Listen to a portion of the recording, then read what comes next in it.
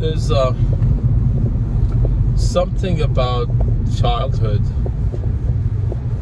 the house we grew up in, the kids, the family, people.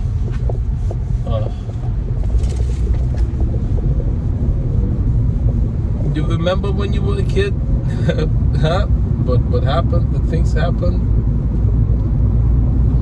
We had we would set the table. There was 5 of us. We would set a table, 5 plates on the dinner table. Spoon and fork on the sides of the plates. We'll set a table. We'll put the food in the on the table. I have video of. I have the 8mm film. My dad used to do with the 8mm camera he had what I do with my phone, except I get to do more of it because the film is expensive. You understand? You have to send it in, process it. Here now I can do unlimited, and I do. So,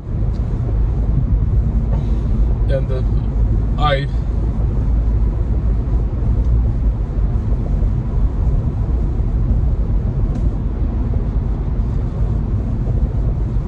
you have to work through it. You see, I wanted so much when my brother passed.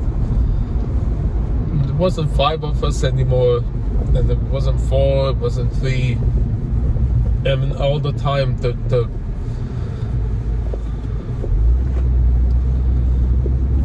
desire was to put 5 plates.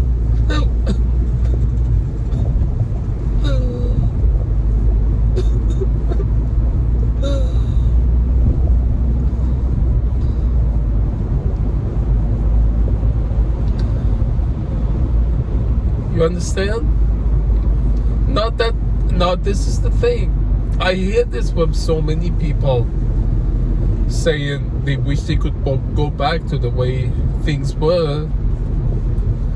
Right? You know the song Yesterday, the Beatles? The thing is, it wasn't good. It really wasn't. And the people who want to go, others that I talk to, who have that same sentiment, that was the origin of the trauma itself, was then and there. You understand? And then so we try to recreate home repeatedly. We reenact the same trauma, the same abuse. Right? Right? I grew up reliving also then our cultural, you see, the genocide that my grandmother was a victim to.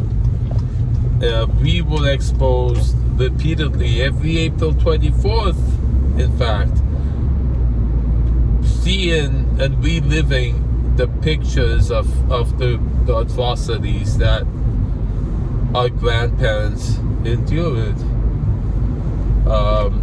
and it still hasn't been acknowledged worldwide, and that hurts. You see, so that I see that so much, that the trouble people create in their lives is their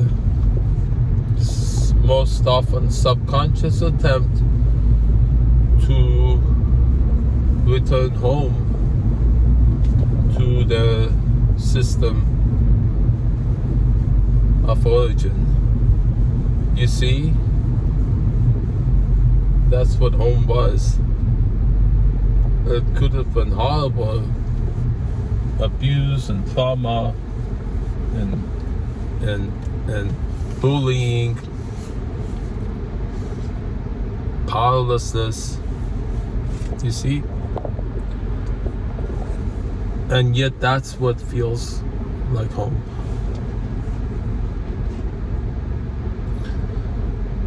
And so that's the dilemma. You see, we keep recreating it for ourselves, and then so to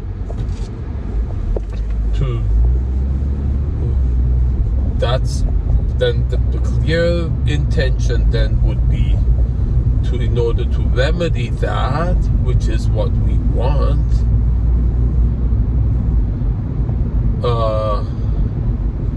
the first thing comes to mind is the advice called Jung gave the pioneers of the 12-step program. He said, you must have a conversion, a deep spiritual conversion. You must be born again. And then, like in 12-step program, their religion is their addiction or condition that they would have, and they become they enter the group they have the religious conversion, the spiritual conversion from being amongst all these people who are in that, right? And then they become born again into that. The sobriety becomes the religion, whether it's combined with, the other, archetypes, Christianity, Christ, Jesus, God, or what they choose it to be. You see, the higher power of their own choosing, and that is crucial. That it is something of your choosing, and it does need to be something more genuine and real than what I get more often isn't any better than Santa Claus, you see. So maybe that's why it fails, I feel, a lot often. I